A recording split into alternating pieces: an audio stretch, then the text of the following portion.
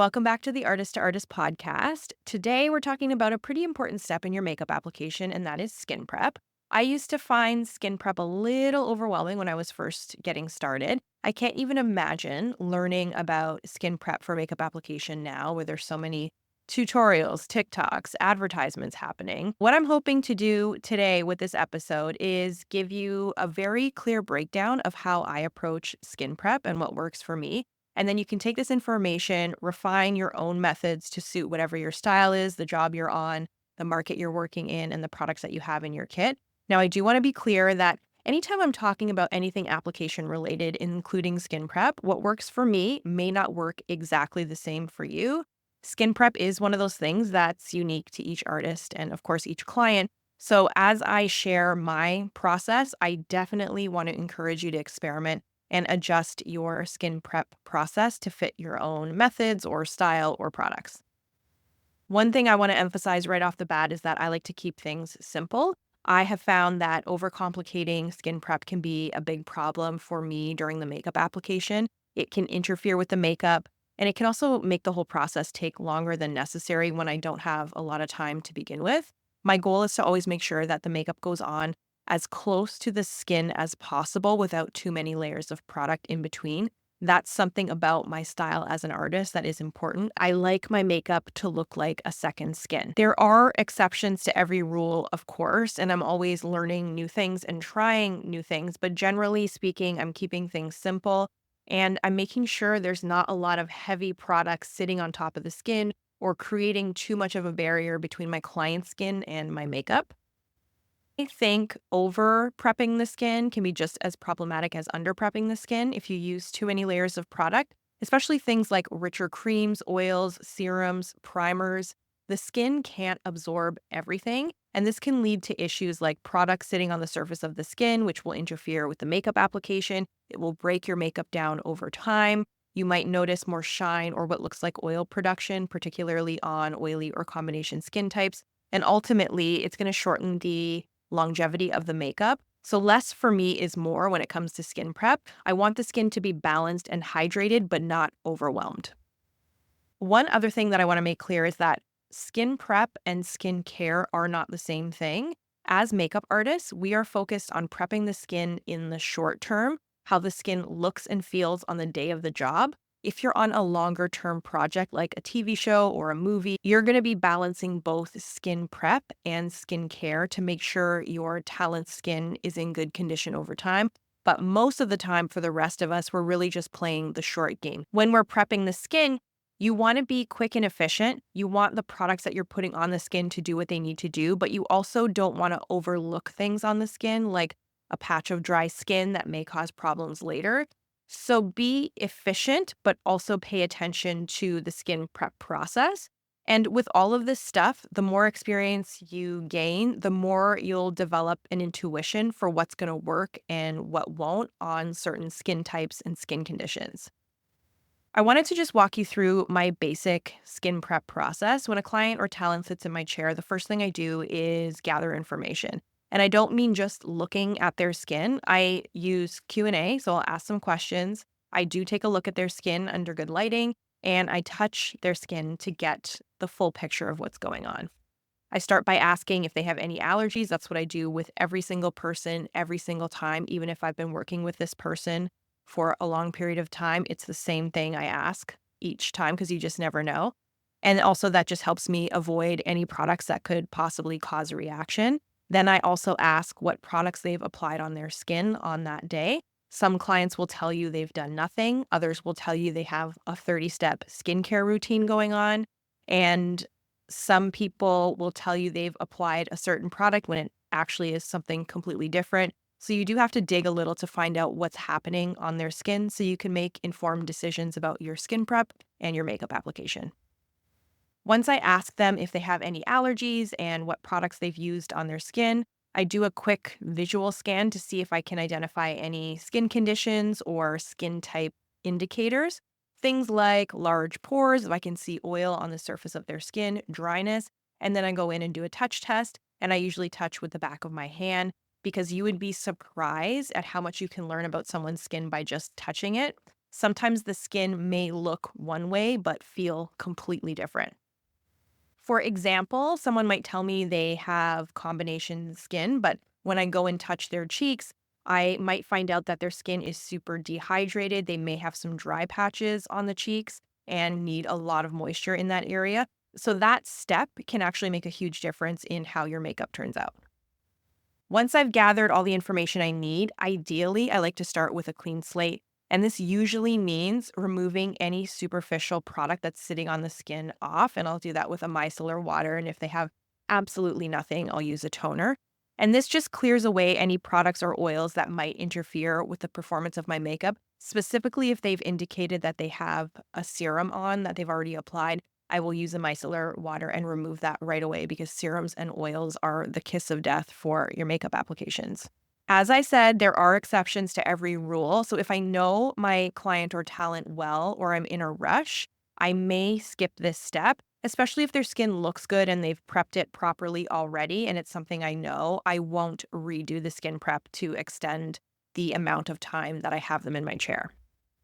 Once I go through that, I look at any skin conditions that are on the skin. Now, skin type and skin conditions are two different things. Skin type is a more permanent thing. It's how your client's skin typically behaves, like being oily or dry or combination.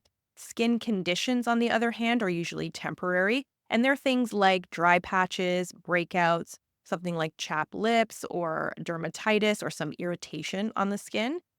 You do want to make sure you are dealing with the specific skin conditions in your makeup application and you're not just treating the whole face as a skin type. For example, if your client has really dry skin on their lips, you're going to want to apply a lip treatment way early on in the skin prep process so that lip treatment has time to work before you apply the makeup. The same goes for dry patches on the skin. If you've got dry patches around the nose or in the eyebrows or somewhere on the face, you want to make sure you're applying a good moisturizer or even a moisturizer and a barrier cream and give that time to sink in before you apply your makeup.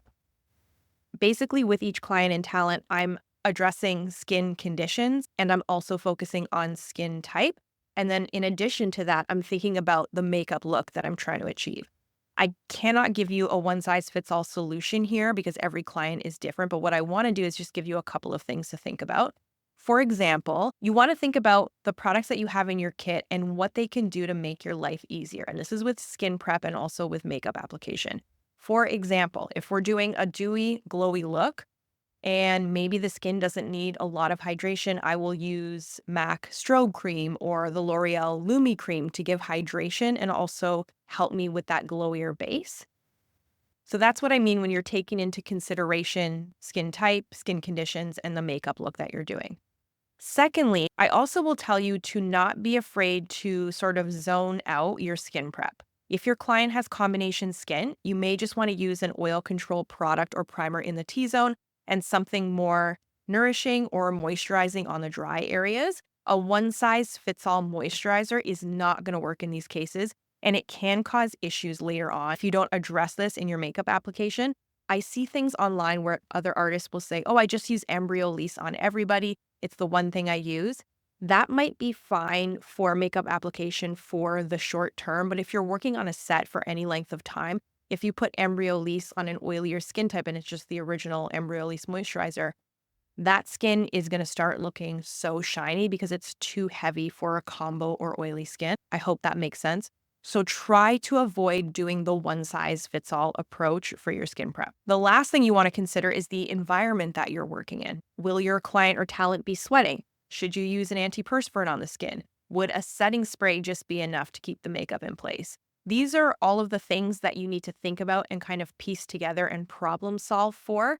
And when you approach skin prep like this, it's actually going to save you a lot of headaches down the road. When you have addressed skin prep properly, there's going to be no surprises when you do your makeup application. And there's going to be nothing that creeps up 3 hours later, 6 hours later, 8 hours later.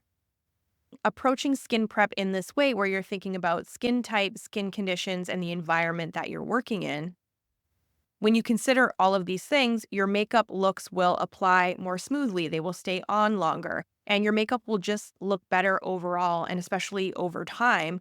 if you've taken the time to prep the skin properly. Skin prep is really all about setting yourself up for success, and the attention you pay to it up front will pay off throughout your application and the rest of the day. The other thing you can think about is how the skin type and some of the skin conditions and the environment that you're working in is going to affect your makeup application and help you choose the right products for your application as well. I'm not going to be able to list every possible combination, but things like if you have a client with mature, dry skin, heavy products that may move and migrate and settle into fine lines are not going to work. For drier skin, using cream products like bronzer, blush, choosing foundations that are self-setting that don't require a lot of powder to set are also going to be better for those drier skin types. For oilier skin types, you may want to choose mattifying foundations. You don't want to use those heavy, creamier formulas, especially if the look has to be matte for a long period of time. For combination skin, you want to use powder strategically. You only want to use powder in the areas that you need it. So maybe you're powdering in the T-zone with an oil absorbing powder where your client or talent gets oily, and you're using little to no powder on the rest of the face. So these are all things that you need to think about. I know this is a shorter episode and I'm sure you're going to have follow-up questions. So like I tell you every week, put your follow-up questions in the YouTube comments of this episode. I'm happy to do a Q&A about skin prep. I know there's always a lot of questions every week when I do my Instagram Q&As. There's always questions about skin prep because there's just so many combinations of skin prepping that you can do. There was a couple things that I wanted to mention to you before we wrap up this episode as well. First thing I wanted to be clear about is that in terms of the work that I do, even with my bridal clients and personal clients, it is not expected for me to do a steam, massage, and all this crazy extra stuff for skin prep. I generally keep my skin prep very simple. It's very cost effective and it has to be easy for me to access. I'm not using La Mer or luxury products in my skin prep kit because that's just not expected in the work that I'm doing. There are going to be markets that you're in or jobs that you're doing where it's going to be expected that you have that. So you do have to pay attention to that. And then, of course, adjust your kit accordingly. If you're working with celebrities, there might be a different expectation for skin prep. I know what the expectation is, but because I'm not working regularly with these types of clients, it's not something I need to concern myself with or spend money on. Like I'm not buying a facial steamer if all I'm doing are like e-commerce shoots and weddings and things like that. And for my bridal clients, this is not part of the service that I offer. I'm not saying you shouldn't do these things. I'm just telling you a lot of how I do things is a reflection of what the norm is in the market that I'm working in. And of course, every artist has their unique approach. And for your bridal clients, if you do want to do something more luxury and you want to upsell certain things, sure, a skin prep, steam, mask, whatever, you can do all of that. You should go for it. But for me, that's not the approach that I have. My clients want me to give them a specific look in a very short amount of time, and something has to give. So I can't do a 20-minute sheet mask or steam their face or massage when all I have is 45 minutes to an hour to do their makeup. So I just want to be clear about that. Just because I do things a certain way doesn't mean you have to copy me exactly. So always pay attention to what's going on in your market and think about the experience that your clients are having. If you're in bridal, the rate that you're charging, do you want to do something with skin prep that's a little more luxurious? If you do, you can. I just wanted to get that out there and be clear about that as well. What I will do for you as well in the show notes is share a list of the products in my kit so you can get an idea for what I have there. Again, affordable, accessible, nothing crazy, nothing should be that shocking to you. And any follow-up questions, you can leave them in the comments on YouTube. Thank you so much for listening. If you like what I'm doing here, please subscribe to the podcast, subscribe to my YouTube channel. Make sure you're following me on the Artist to Artist podcast. And that is everything for this week. I will talk to you next week. Bye.